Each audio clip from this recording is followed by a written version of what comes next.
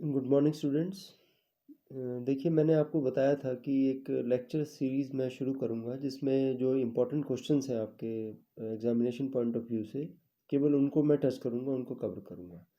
तो आज जो मैं टॉपिक लेने जा रहा हूं वो मनसबदारी प्रथा के ऊपर है। Very important question. तो देखिए, मनसबदारी प्रथा क्या थी एक्चुअली। मनसबदारी प्रथा मुगल काल में एक सार्वजनिक सेवा थी जिसकी प्रकृति और प्रवृत्ति सैनिक होती थी। लेकिन जो मनसबदार होता था संबंधित व्यक्ति के लिए ये ज़रूरी नहीं था कि वो सैनिक सेवा में हो। मतलब इसकी प्रवृत्ति, इसकी प्रकृति होती सैनिक ही थी। लेकिन ये ज़रूरी नहीं था कि जो संबंधित व्यक्ति है वो मुगल सैनिक सेवा में सम्मिलित हो। यानी सैनिक सेवा में हो भी सकता था और नहीं भी हो सकता था। यानी सभी प्रकार की सैनिक और असैनिक सेवा जो होती थी ना, उसमें जो कोई व्यक्ति किसी को मनसब मिलता था तो वो मनसबदार कहलाता था। ये ऐसी प्रथा थी। असल में मुगल प्रशासन और साम्राज्य की जो ज़्यादातर नीतियाँ थी उसका जो आधार था वो अकबर की ही नीतियाँ थी। देखिए, बाबर को तो समय मिला नहीं प्रशासनिक व्यवस्था स्थापित करने का, और हुमायूं भी युद्धों में उलझा रहा, उसको भी समय नहीं मिला। तो अकबर ने कंसोलिडेट किया मुगल एम्पायर को। उसने एक बहुत ही उच्च किस्म की प्रशासनिक व्यवस्था की स्थापना की। तो अब ये मनसब है क्या, ये आप सोच रहे होंगे। तो मनसब एक अरबी भाषा का शब्द है जिसका अर्थ होता है पद, पदवी, उपाधि या प्रतिष्ठा। मतलब पद, पदवी, उपाधि या प्रतिष्ठा से इसका मतलब लिया जाता है। और मनसब एक व्यक्ति की सरकारी सेवा में सम्मान, यानी उसकी प्रतिष्ठा और उसकी स्थिति को प्रकट करता है। मनसब, उसको ओहदा भी कहा जाता है, उसको पदवी भी कहा जाता है, उसको मुगल दरबार में जो स्थान या सरकारी सेवा में जो स्थान निर्धारित होता है वो भी कहा जाता है। मनसब को धारण करने वाला व्यक्ति मनसबदार कहलाता है। The holder of mansab is called as mansabdar. यानी मनसब किसी भी व्यक्ति का दरबार और सरकारी सेवा में एक निश्चित स्थान था। वैसे तो अलग अलग इतिहासकारों ने इसे अलग अलग ढंग से परिभाषित किया है। जैसे इरविन है, वी ए स्मिथ है, A L Srivastava. A L Srivastava कहते हैं कि ये सैनिक और सैनिक सेवा में जो प्रतिनिधि था, मनसबदार का पद उसकी योग्यता का सूचक था। जो पद मिला करता था ना मनसबदार को, वो उसकी योग्यता का सूचक था। तो अलग अलग ढंग से परिभाषित किया है। अब आप देखिए कि मनसबदार की कोई एक श्रेणी नहीं थी, मतलब एक क्लास नहीं थी। 10 से शुरू होता था मनसब और 10,000 तक जो है मनसब चलता था। अकबर के बाद के काल में तो और ज़्यादा मनसबदार की जो श्रेणी थी वो बढ़ती चली गई। 20,000 हुई, 40,000 हुई और 50,000 भी हो गई थी। अच्छा, इसमें जो है ना उपाधियां हुआ करती थी। दो प्रकार की उपाधि थी, एक तो जात उपाधि और एक सवार। जात और सवार। अब ये जात और सवार क्या था, इस बारे में इतिहासकारों के मुख्तलिफ विचार हैं, अलग अलग विचार हैं। जैसे कि अबुल फजल, उसने इनके बारे में, जात और सवार के बारे में बताया है कि मनसब पद के व्यक्ति की अलग अलग श्रेणियां हुआ करती थी। जैसे कुछ इतिहासकार तो ये कहते हैं कि जो जात पद होता है वो मनसबदार के पास उपलब्ध सैनिक या घुड़सवारों की संख्या को इंगित करता है। ऐसा होता था, चाहे वो सैनिक सेवा में हो चाहे वो असैनिक सेवा में हो। उसको मनसब के अनुसार, किसी व्यक्ति को या मनसबदार को मनसब के अनुसार सैनिक और घुड़सवार सेना में भर्ती करने होते थे। तो एक इतिहासकार कहते हैं कि मनसबदार वह पद है जो कि उसके यानी मनसबदार के पास उपलब्ध सैनिक या घुड़सवारों की संख्या को इंगित करता है कि उसके पास कितने सैनिक हैं और कितने घुड़सवार या तो घोड़े हैं। ठीक है। इरफान हबीब का विचार अलग है। वो कहते हैं कि जो जात पद होता था ना, वो किसी भी व्यक्ति की दरबार में या सरकारी सेवा में प्रतिष्ठा का सूचक है, उसके सम्मान का सूचक है।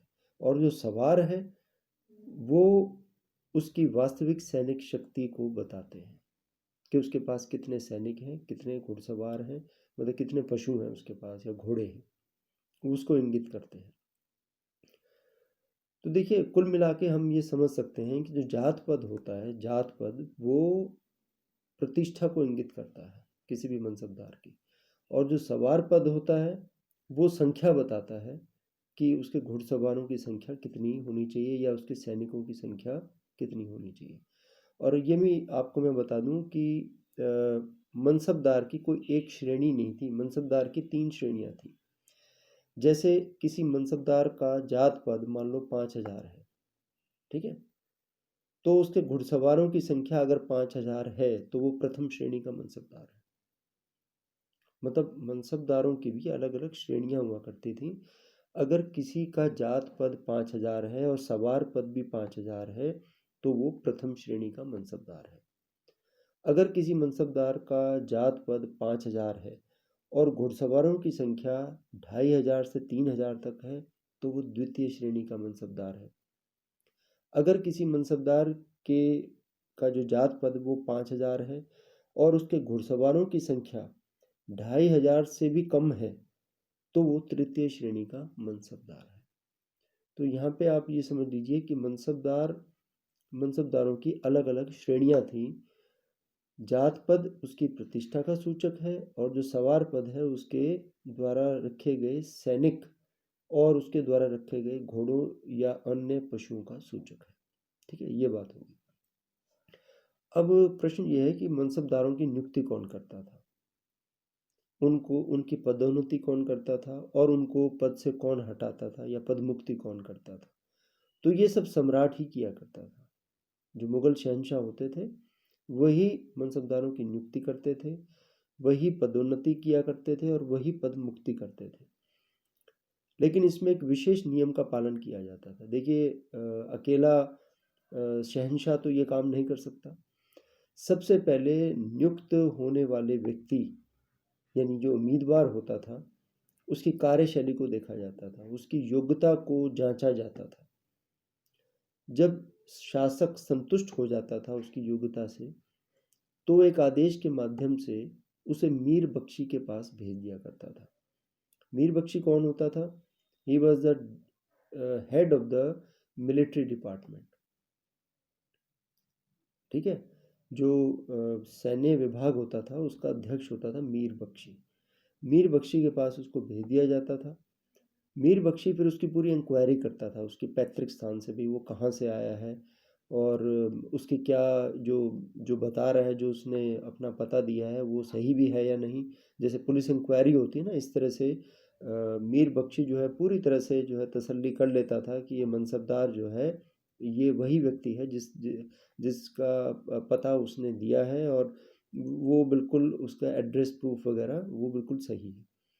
उसके बारे में सभी जानकारी प्राप्त करने के पश्चात फिर एक निश्चित अवसर पर किसी मौके पर वो दरबार में उपस्थित होता था और मीर बख्शी की सिफारिश के आधार पर फिर उस व्यक्ति को मनसब प्रदान किया जाता था। मनसब यानी रैंक या ओहदा दिया जाता था। मनसबदार की जो पदोन्नति होती थी, उसकी प्रमोशन जो होती थी, that was totally dependent upon the emperor. ये जो है शासक पर निर्भर करती थी। ये मनसबदारी प्रथा अकबर ने ही शुरू की थी। उसका एक मंत्री था जिसका नाम था शाहबाज खान। 1571 में शाहबाज खान ने कहा कि भाई इस तरह की एक प्रथा लागू कर दी जाए। तो अकबर ने उसे रिपोर्ट पेश करने के लिए कहा। 1573 में उसने रिपोर्ट पेश की। फिर अकबर ने उसे दिल्ली और आगरा के जो प्रांत थे वहाँ पे लागू करवाया और 1578 में फिर पूरे साम्राज्य में इसको लागू कर दिया गया, इस प्रथा को। तो देखिए ये जो है शासक की मर्जी पर निर्भर करता था कि किसे पदोन्नति देनी है। और पदोन्नति के भी विभिन्न अवसर हुआ करते थे। जैसे सम्राट का जन्मदिन होता था, उस दिन जो है कुछ अफसरों को यानी मनसबदारों को पदोन्नत किया जाता था। या किसी व्यक्ति ने कोई विशेष योग्यता दिखाई है तो उसको प्रमोशन दे दिया जाता है। जैसे आज के समय में पुलिस में आप देखते हैं, मान लो कोई महत्वपूर्ण कार्य करता है, या आर्मी में आप देखते हैं कि मान लो कोई किसी आतंकवादी को मार गिराता है तो उसको फिर जल्दी प्रमोट कर दिया जाता है। तो विशेष अवसरों पर या किसी फेस्टिवल पर, नौरोज़ जैसे फेस्टिवल मनाया जाता था, उस पर भी कोई कभी कभी सम्राट जो है मनसबदारों को पदोन्नत कर दिया करता था। और साथ ही साथ किसी भी मनसबदार को पदमुक्त करने का अधिकार भी सम्राट के पास था। मान लो किसी ने कोई गलत कार्य किया है, या किसी ने विद्रोह किया है, कोई षड्यंत्र किया है साम्राज्य के खिलाफ, उसकी लोगों को तंग किया है, रिश्वत ली है, तो इन मामलों में उसको पदमुक्ति का जो अधिकार था वो शहंशाह के पास था। ठीक है। अब देखिए मनसबदारों के कुछ अधिकार भी थे, कुछ कर्तव्य भी थे। अधिकार क्या क्या थे कि वो अपने क्षेत्र में स्वतंत्र थे। किसी भी सैनिक को वो भर्ती कर सकते थे अपने हिसाब से, कैसे भी घोड़े रख सकते थे अपने हिसाब से, मतलब उस उनके आंतरिक मामलों में कोई हस्तक्षेप नहीं किया जाता था। और शासक जो है कभी भी सिफारिश नहीं किया करता था कि इसको सैनिक रख लो या ऐसे घोड़े मंगा लो। मतलब वो घोड़े के संदर्भ में, सैनिकों के संदर्भ में और उनके अपने जो मसले हैं उनके संबंध में वो बिल्कुल जो है निष्पक्ष था शासक, बिल्कुल भी हस्तक्षेप नहीं किया करता था। ये उनका अपना अधिकार होता था। लेकिन साथ साथ कर्तव्य भी होते थे। कर्तव्य क्या होते थे कि जिस समय उनकी जो नियुक्ति पत्र तैयार किए जाते थे, नियुक्ति पत्र को हकीकत कहा जाता था। तब उसमें ये लिखवा लिया जाता था उनसे कि वो सम्राट द्वारा बताए गए किसी भी सैनिक और असैनिक कार्य के लिए तैयार रहेंगे। अपॉइंटमेंट लेटर जो उनको मिलता था ना, जैसे आज सरकारी सेवा में अपॉइंटमेंट लेटर मिलता है एक, तो उसमें टर्म्स एंड कंडीशंस लिखी होती हैं, शर्तें लिखी होती हैं कि आप जो भी आपको ड्यूटीज़ असाइन की जाएंगी आप वो शिद्दत से निभाएंगे।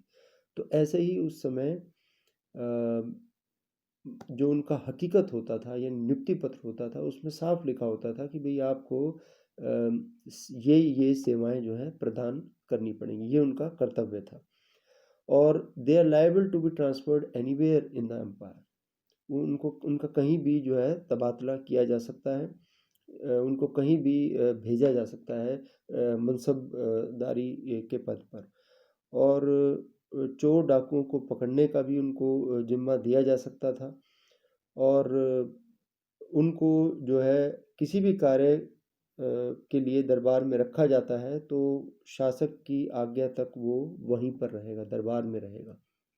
और उनको फिर किसी का भी किसी का सहायक भी बनाया जा सकता था, मतलब उनको किसी भी प्रकार से सेवा में लिया जा सकता था। और शाही फरमान जो होते थे ना, रॉयल ऑर्डर्स जो सम्राट जारी किया करता था आदेश, वो उसका आदर करना, उसका सम्मान करना, ये उनके लिए अनिवार्य था। अच्छा, हम अब बात करते हैं मनसबदारों के वेतन की। तो देखिए एक महत्वपूर्ण विशेषता ये थी मनसबदारी प्रथा में कि सभी को नकद और निश्चित वेतन मिला करता था, directly from the state exchequer, सीधा राजकोष से उनको नगद वेतन मिला करता था। और विशेष बात ये थी कि जो उनको वेतन मिलता था उसी वेतन से उनको हर एक मनसबदार को अपने अधीन सैनिक, अपने अधीन जो घुड़सवार, घोड़ों की संख्या, जितने भी पशु होते थे, उसी तनख्वाह में उनको देख रेख करनी होती थी। वेतन का हिसाब किताब वैसे तो मासिक होता था, पर मंथ के हिसाब से उनको पेमेंट होता था। लेकिन इसका 2 वर्ष मतलब 1 वर्ष में 2 बार ही भुगतान किया जाता था। पूरे साल में जो है 2 बार भुगतान किया जाता था। 6-6 महीने की उनको सैलरी दी जाती थी। और ये वेतन उनका इतना होता था कि वो आसानी से सारा खर्च निकाल सकें उसका। एक बात और मैं बता दूं कि पूरे विश्व में उस समय जब हम बात कर रहे हैं ना 1571 से 78 और लगभग इस समय की, तो पूरे विश्व में जो भारत में जो मनसबदार थे ना, दे वर हाईएस्ट पेड ऑफिसर्स।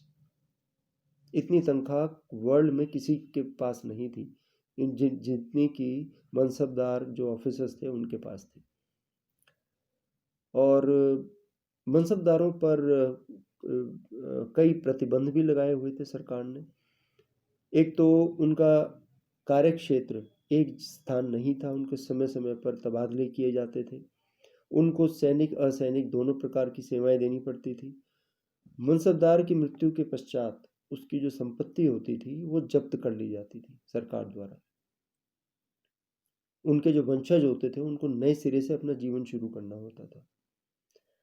और मनसबदार के सैनिक किसी दूसरे मनसबदार के पास से वेतन ना ले लें, इसके लिए सैनिकों में दाग और हुलिया प्रथा, दाग तो घोड़ों को लेकर की, घोड़ों को विशेष रॉयल सील से दागा जाता था और सैनिकों का हुलिया दर्ज किया जाता था सरकारी रजिस्टरों में। तो इस तरह की पद्धति।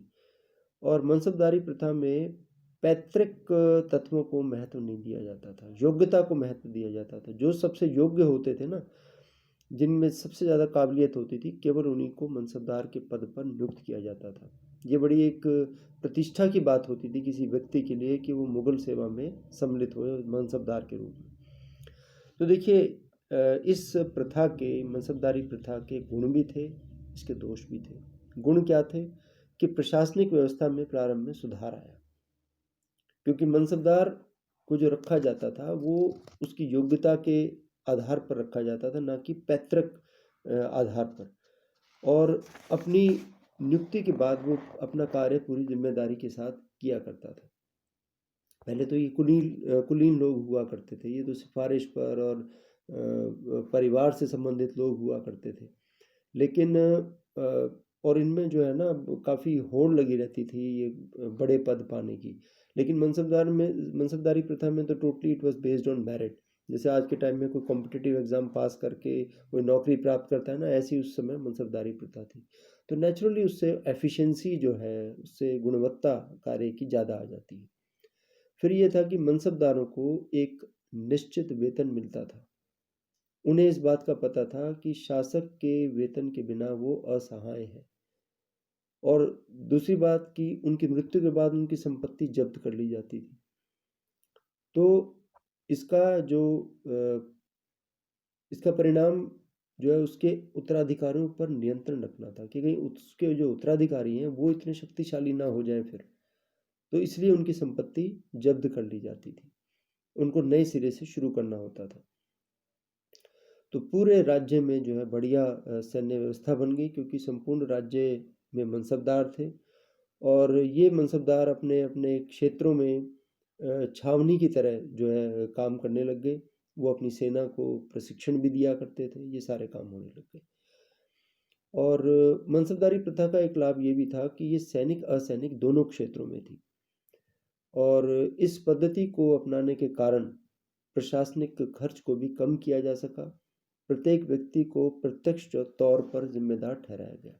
लेकिन इसके दोष भी हैं। कोई भी प्रणाली है उसके मेरिट्स भी होते हैं, डिमेरिट्स भी होते हैं, इसके दोष भी थे। उद्देश्य तो ये था कि अच्छी शासन प्रणाली स्थापित करना, लेकिन कई जो है इसमें खामियां रह गई। ये कल्पनाएं मात्र रहेगी कि इससे बहुत बढ़िया प्रशासनिक व्यवस्था स्थापित हो जाएगी। मनसबदार जो है कई धोखेबाज भी होते थे, बेईमान भी होते थे। दाग और हुलिया की जो प्रथा है, it was not imposed in actually the order. यानी दाग और हुलिया की जो प्रथा है, इसमें भी जो है बहुत बेईमानी और धोखेबाजी मनसबदारों ने की। घोड़े जो है किराए के लिए आते थे, सैनिक भी ऐसे किराए के ले आते थे। कई बार सरकारी उनको पता होता था कि कब इंस्पेक्शन होना है। जब भी इंस्पेक्शन होना होता था वो रजिस्टरों में उसके हिसाब से जो है ना हुलिया और जो चेहरा था वो दर्ज कर लिया जाता था। घोड़ों को ऐसे ही दाग दिया जाता था।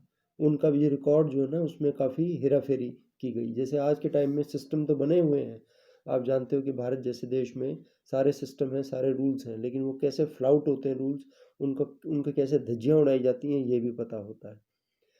तो फिर जो है एक बात और है कि जब अभियान होते थे तो सेना जब इकट्ठी होती थी, मतलब सैनिक अभियान में सेना को इकट्ठा किया जाता था, तो उनके जो तो एक तो उनमें तालमेल की कमी होती थी, और फिर ये मनसबदार जो होते थे ना, ये आपस में बहुत ईर्ष्या द्वेष की भावना रखते थे। प्रशिक्षण भी उनका एक जैसा नहीं होता था, अलग अलग तरीके से मनसबदार अपने अपने ढंग से प्रशिक्षण दिया करते थे। तो जब एक्चुअली जब वॉर होता था तो उनकी जो युद्ध प्रणाली होती थी वो अलग अलग होने के कारण वो इतना जो है इफेक्टिवनेस नहीं आ पाती थी वॉरफेयर में।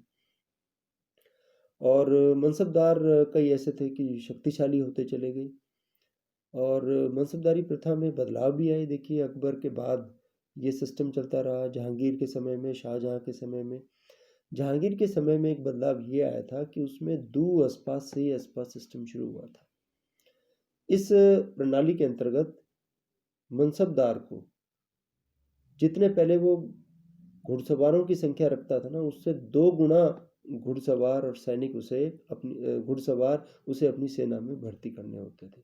इसलिए इसको दो अस्पा से अस्पा सिस्टम कहा गया। यानी it continued forward with some changes during the reign of the later Mughal emperors. और औरंगजेब के काल में मनसबदारी जो सिस्टम था, इसमें काफ़ी खामियां आ गई थी, क्योंकि मनसबदारों के पास अब मतलब उनको वेतन देने के लिए नहीं था मुगल शासकों के पास।